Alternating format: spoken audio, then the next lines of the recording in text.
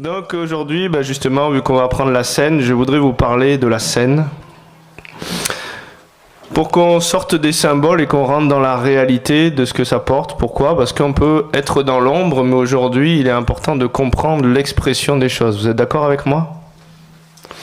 La menorah, par exemple, avec les 7 branches et puis ces 7 flammes, les 7 esprits de Dieu. En fait, 7 dans la Bible, ça signifie la plénitude du Saint-Esprit.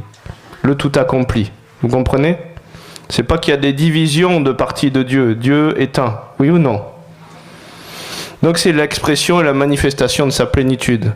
Donc c'est pour ça qu'il est important de ne pas rester dans les symboles, mais d'en comprendre l'expression, parce que sinon ça reste juste quelque chose d'extérieur et on n'en prend pas toute la portée. Vous êtes d'accord avec moi ? On peut rester dans le temple d'une manière extérieure sans comprendre que nous sommes ce temple intérieur. Vous êtes d'accord ? On peut rester avec l'arche d'alliance dans ce temple extérieur où étaient les tables de la loi de Moïse, ou comprendre qu'on est le temple et qui dit « je graverai ma loi dans leur cœur ». Ça va ?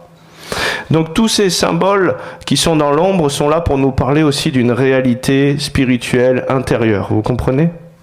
Et donc il est important d'en comprendre l'expression pour pouvoir en bénéficier pleinement. Donc on va parler de la scène.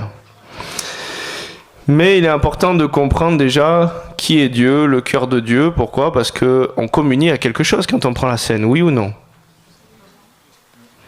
Je vais vous poser des questions, vous allez vous répondre intérieurement, ou peut-être vous pouvez répondre extérieurement, mais quand on dit à Dieu, donne-nous notre pain quotidien, la racine du mot man, c'est la notion de Dieu qui nous pose une question intérieure.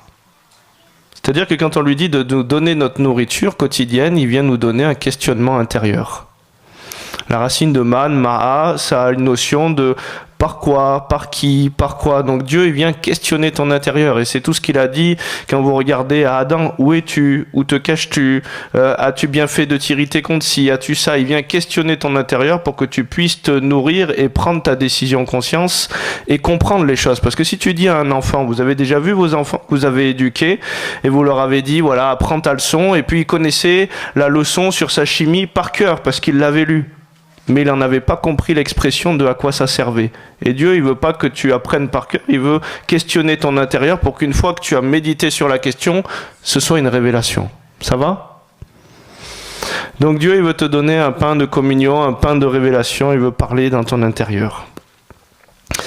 Et il est important de comprendre que la notion d'alliance, en hébreu, bérit, le mot alliance, la racine de bérit, c'est bar, qui veut dire prendre un repas avec quelqu'un. Et vous savez, hier je vous disais que tout est spirituel, vous êtes d'accord avec moi ? Et donc c'est le reflet de ce qui se passe dans les réalités célestes ou du 2e ciel ou du 3e ciel, mais le diable il ne fait rien de mieux que Dieu, donc il a inversé des principes. Qu'est-ce qui se passe aujourd'hui inconsciemment en entreprise quand vous devez signer un contrat avec un fournisseur ? Les gens généralement ils s'invitent au resto et ils signent après avoir pris un repas. Il y a un reflet spirituel de quelque chose qui se passe d'un contrat, d'une alliance. Donc il est important de comprendre qu'à travers la scène, on est en train de communier à une alliance. Oui ou non ?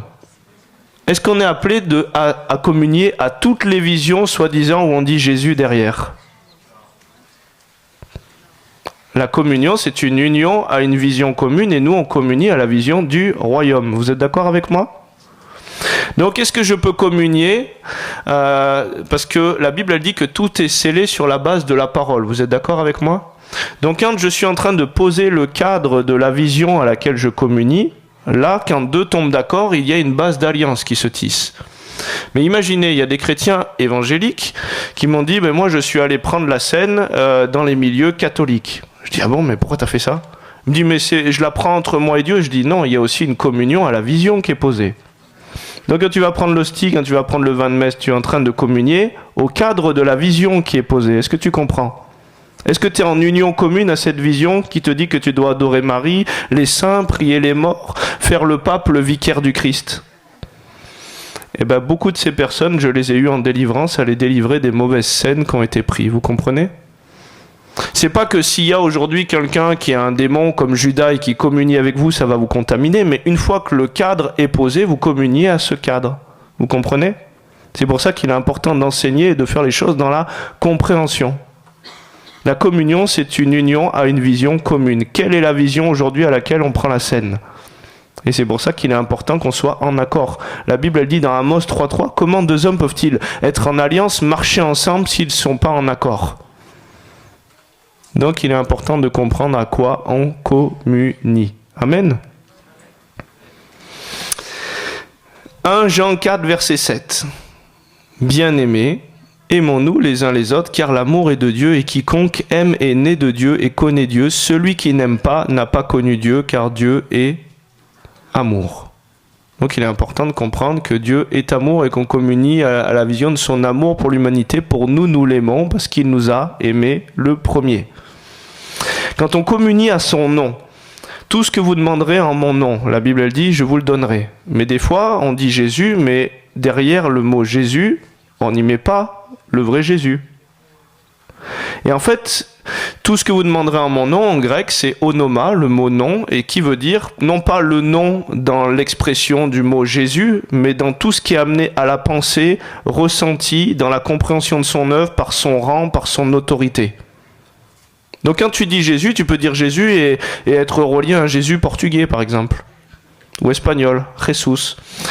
Donc, tu peux dire un Jésus qui n'est pas le Jésus, et la Bible elle dit on vous prêchera des faux Christ. Tu peux être en communion à un faux Jésus, est-ce que tu comprends ? Donc il est important que le cadre soit posé, parce que c'est pas parce qu'on dit Jésus qu'on est en communion. Tout ce que vous demanderez en mon nom, c'est tout ce qui est amené à la pensée, tant par le rang, les qualités, l'œuvre et ce qu'a porté la personne. Est-ce que quelqu'un qui dit Jésus, même charismatique soi-disant, et qui va prier Marie, qui va se prosterner devant lui, est-ce qu'il a compris la réelle autorité et le rang que porte le nom de Jésus ? Eh ben non. Parce qu'il y a un seul intermédiaire entre Dieu et les hommes, un seul intercesseur, c'est Jésus, la Bible elle dit. Donc si je vais devoir passer par d'autres sous-couches, d'autres couvertures, d'autres intermédiaires, eh ben c'est que j'ai pas compris la révélation que porte ce nom. Et je peux même essayer d'aller chasser des démons au nom de Jésus que Cyril prêche ou que Paul prêche. Mais si pour moi je n'en ai pas la compréhension de l'expression de ce nom, je vais me prendre des coups de pied aux fesses comme les fils de Séba. Ça va ? Donc il est important de comprendre à quoi on communie. Jean 3,16, car Dieu a tant aimé le monde qu'il a donné son Fils unique afin que quiconque croit en lui ne périsse point, mais qu'il ait la vie éternelle.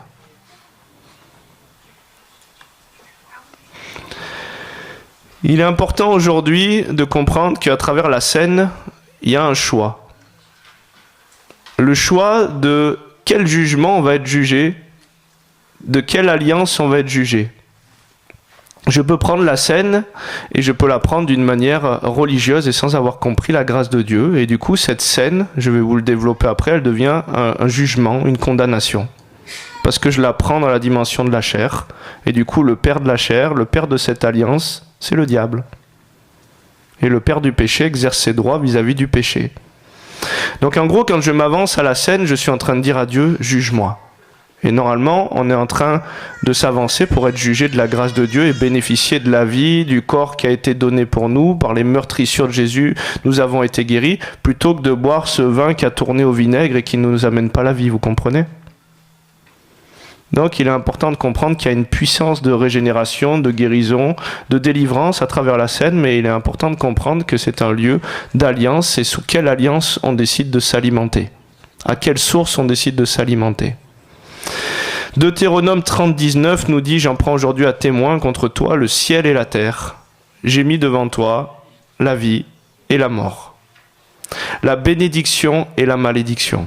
Choisis la vie afin que tu vives, toi et ta postérité. » Il est important de comprendre qu'à travers la scène, et quand j'ai compris la grâce de Dieu, quand j'ai compris que c'est en lui, par lui et pour lui, et que moi je ne peux rien, c'est par grâce que je suis sauvé au moyen de la foi. Romains 8, à partir du verset 1, il n'y a donc maintenant aucune condamnation pour ceux qui sont en Jésus-Christ. Et si je la prends en pensant que Dieu me condamne, c'est moi qui me condamne moi-même. Et du coup, je suis dans la chair et je suis soumis à mes mérites. Et le père du mérite de cette alliance qui dit « tu dois faire pour être », c'est pour ça qu'il dit aux pharisiens « vous avez pour père le diable ». En effet, la loi de l'esprit de vie en Jésus-Christ m'a affranchi de la loi du péché et de la mort. Ça va ? Donc, il est important de comprendre que la scène, c'est un commandement de l'amour. Jean 13, 34, je vous donne un commandement nouveau. Aimez-vous les uns les autres, comme je vous ai aimé, vous aussi, aimez-vous les uns les autres. Et à la mesure de ce qu'on va semer, on va récolter. Vous êtes d'accord avec moi ? Donc il est important de comprendre que dans la scène, des fois on nous l'a fait, moi j'ai grandi dans certaines assemblées au début où c'est pareil, ça y est, nous allons prendre la scène, alors on mettait le voile sur les verres et tout ça, il y avait une petite musique d'ambiance, tout ça, un petit truc du genre « Je te donne mon cœur », voilà. Pour susciter une émotion, la sensibilité, mais je me rends compte que la plupart des gens la prenaient sans rien avoir compris à ce qui se passait. Et on arrivait parce qu'il fallait un peu être pieux dans ce moment-là, donc on tendait la miche de pain à son frère avec la petite larmichette sur le côté, puis derrière on sortait de l'assemblée, tout le monde était en train de se critiquer. Donc il y avait un problème, il y avait quelque chose qui ne matchait pas. Vous comprenez ? Mais il est important aussi que quand on prend la scène, on est en train de dire qu'on communie à son œuvre, oui ou non ? Et donc nul disciple n'est plus grand que son maître, mais il sera pareil que son maître s'il veut plaire à celui qui l'a enrôlé. Et aucun soldat s'embarrasse des affaires du monde. Donc il y a aussi une communion à dire, oui, tu es Seigneur de ma vie et ma chair va mourir.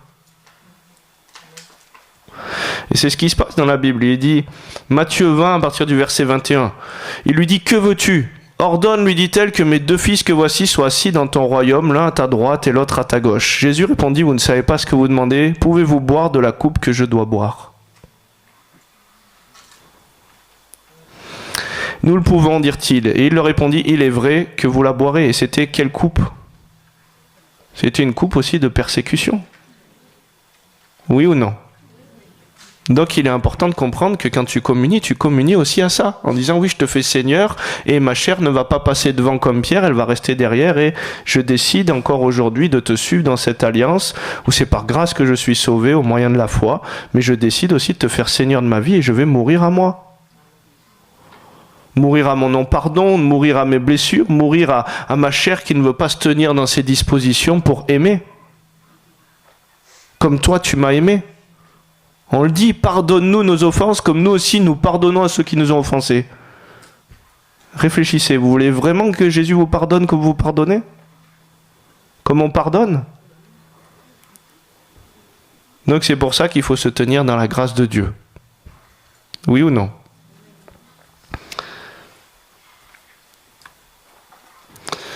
Donc on est bien d'accord, si un jour il y a quelqu'un qui est déviant et que le cadre a été posé, c'est lui qui se condamne tout seul par rapport au cadre qui a été posé, vous comprenez ? Si Judas, il est là comme un démon, et Jésus le savait, il l'a laissé quand même communier, mais malheur à ceux pour qui arrive le malheur. Luc 22, 14, l'heure étant venue, il se mit à table et les apôtres avec lui leur dit « J'ai désiré vivement manger cette Pâque avec vous avant de souffrir. » Car je vous le dis, je ne la mangerai plus jusqu'à ce qu'elle soit accomplie dans le royaume de Dieu. Ayant pris une coupe et rendu grâce, il dit, prenez cette coupe et distribuez-la entre vous. Car je vous le dis, je ne boirai plus désormais du fruit de la vigne jusqu'à ce que le royaume de Dieu soit venu. Ensuite, il prit du pain, et après avoir rendu grâce, il rompit et leur donna en disant, ceci est mon corps qui est donné pour vous, faites ceci en mémoire de moi. Il prit de même la coupe après le souper et leur donna en disant, cette coupe est la nouvelle alliance en mon sang qui est répandue pour vous. Donc quand tu comprends l'œuvre de la croix, quand tu comprends de quelle alliance tu te nourris, quand tu comprends que par les meurtrissures de Jésus tu as été guéri, quand tu comprends que son sang a coulé pour te laver des péchés et des offenses, quand tu la prends dans les bonnes dispositions, c'est un pain de vie. Il veut te donner la vie Zoé, la vie en abondance. Et j'ai vu des gens simplement en prenant la scène dans les bonnes dispositions, dans la bonne compréhension, en accueillant la grâce de Dieu comme j'accueillerais une imposition des mains pour recevoir un pain spirituel que la personne veut me donner aussi à travers le corps de Christ. Et j'ai vu des gens guéris, délivrés et partir en manifestation de l'esprit, recevoir quelque chose en prenant la scène dans les bonnes dispositions. Ça va ? Mais c'est un repas qui nous invite à sonder et à la repentance. Comme on peut parler de jeûne, on peut jeûner d'une manière physique et être carnivore dans notre relation les uns aux autres. Et voici le jeûne auquel je prends plaisir. Dénoue les chaînes de la méchanceté, renvoie libre l'opprimé.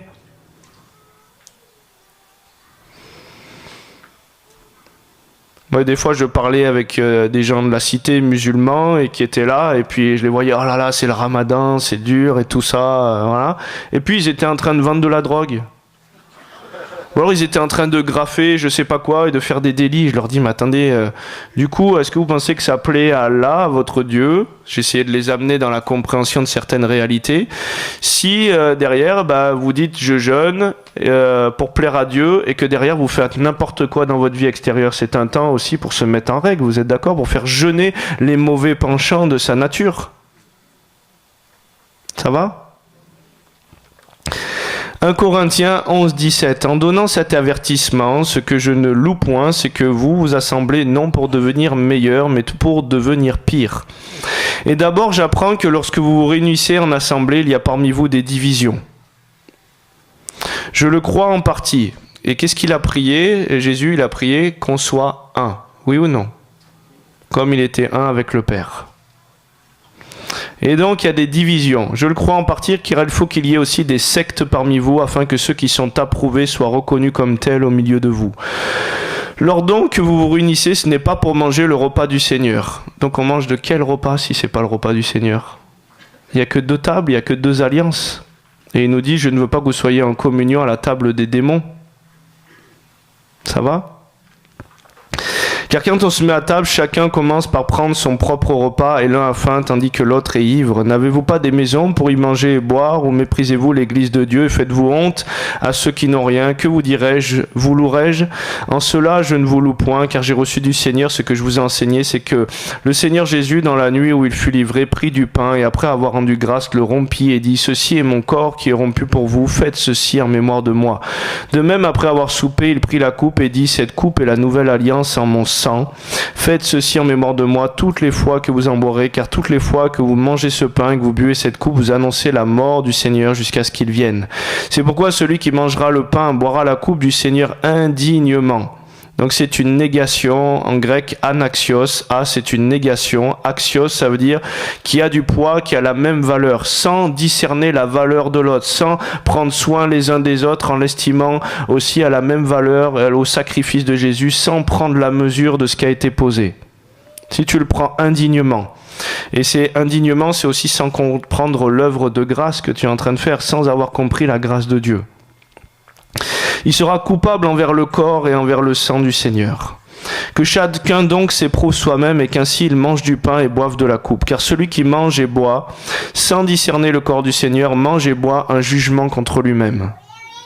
C'est pour cela qu'il y a parmi vous beaucoup d'infirmes et de malades et qu'un grand nombre sont morts. Vous comprenez ?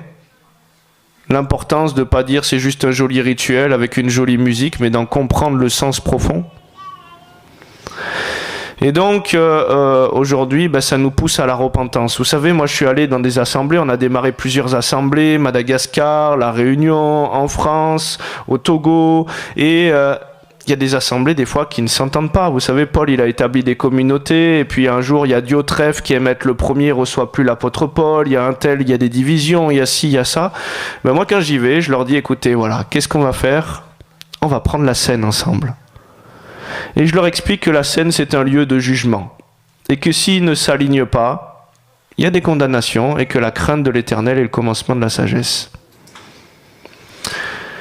Je ne vais pas vous dire tout ce qui est arrivé à certains pasteurs, mais il y a des pasteurs qui ont pris la scène et qui derrière ont été arrêtés dans leur service. Il y a des gens qui sont tombés très malades. Il y a des gens qui ont été sortis. Parce qu'on a posé les bases de ce qu'était la scène. Et il y en a au contraire qui ont été propulsés, qui se sont alignés, le prophétique, les dons, la grâce de Dieu s'est incarnée. Vous comprenez ? Mais en fait, on ne peut pas tricher. Extérieurement, on peut avoir un visage poli, on peut dire qu'on aime les gens, mais Dieu regarde au cœur. Et il est en train de nettoyer l'intérieur de la coupe. Purifiez vos mains, hommes irrésolus, c'est ce que la Bible nous dit. Nettoyez vos cœurs, purifiez vos mains. Donc on ne peut pas tricher dans la grâce de Dieu et le Seigneur il nous appelle dans une voie de repentance. C'est un chemin, le salut, un chemin où je vais toujours plus lui déposer sur l'autel. Vous êtes d'accord avec moi ? Et n'attendons pas d'être guéris avant de pardonner, puisque le pardon, c'est notre part de don. Il y a des gens qui ne pardonnent pas, même à des gens qui sont morts. Est-ce que ça va changer la condition du défunt? Non, mais ça va permettre d'ouvrir la porte à Jésus qui est derrière pour commencer son œuvre et son processus de restauration. Donc, vous en savez un peu plus sur la scène. Et moi j'aime bien dire la scène, puisque la Sainte Seine, ça voudrait dire qu'il y a des rituels où il y a des choses qui sont plus saintes qu'autre chose, alors que tout est sanctifié, tout est saint en Christ. Vous êtes d'accord avec moi? Et donc, moi j'aime bien dire qu'avec Dieu, je m'approche dans la louange, je suis en train de manger un pain de révélation spirituelle. Vous êtes d'accord avec moi? Et il veut nous arroser de cette scène sur tous les plans de notre être. Ça s'appelle une lecture ternaire de la Bible. Ça veut dire que la Bible, elle se lit toujours sur un plan spirituel, un plan au niveau de l'âme, au niveau de notre intelligence, et il y a aussi un plan pour le corps. Que le Dieu de paix, dans Thessaloniciens, la Bible elle dit, vous nettoie, vous sanctifie tout votre être, l'esprit, l'âme et le corps. Et donc il est important de prendre cette scène sur tous les plans de notre être. Ça va? C'est pas quelque chose à prendre qu'au niveau du corps. Il y a quelque chose dans nos pensées qui doivent être alignées, il y a quelque chose dans la dimension de l'esprit à saisir qui doit se télécharger, et ça va venir esprit, âme et corps ensemencer toutes les parties de notre être. Ça va? Donc si quand vous prenez cette scène, et peut-être après on priera, on verra, parce qu'on a eu des temps de prière, des fois de délivrance des personnes qui avaient pris la scène d'une manière indigne et qui se sont alignés après avoir entendu le réel message, et des gens commençaient à vomir, des gens sont partis, ont été guéris de maladies et tout un tas de choses sur le fait d'avoir pris la scène d'une manière indigne. C'est une réalité. Ça va ? Vous auriez imaginé un jour être délivré de la scène, enfin des fausses scènes? Eh bien, il y a des puissances de communion, il y a des maladies, il y a de l'infirmité, il y a des liens de mort qui viennent derrière, si on ne le prend pas dans les bonnes dispositions et dans la bonne compréhension des choses. Donc c'est un pain de vie, et son sang vient nous laver, mais sur toutes les parties de notre être. Amen. Donc, je vais laisser la place peut-être à Bruno et Joss. Marie-Christine et Eric? Ok. Donc à Marie-Christine et Eric. Mais quand vous avancez aussi, saisissez tout ce que vous avez à saisir. C'est-à-dire que si vous sentez qu'en prenant, en mangeant, en buvant, vous avez des délivrances, vous êtes visité, l'onction s'active, quelque chose se passe, prenez le temps, vous allez pour vous. Il n'y a pas besoin d'une imposition des mains d'un ministère. Là, c'est le Seigneur qui vous impose les mains dans cette alliance et vous êtes jugé de l'alliance où vous vous approchez à l'intérieur de vous. Commencez, moi je vous demande à faire tomber les autels. Si vous demandez à Dieu, est-ce qu'il y a quelque chose à aligner, est-ce qu'il y a quelque chose à pardonner, est-ce qu'il y a quelque chose que j'ai fait qui n'était pas juste, que vous puissiez prendre toute la grâce que vous avez à puiser. Amen.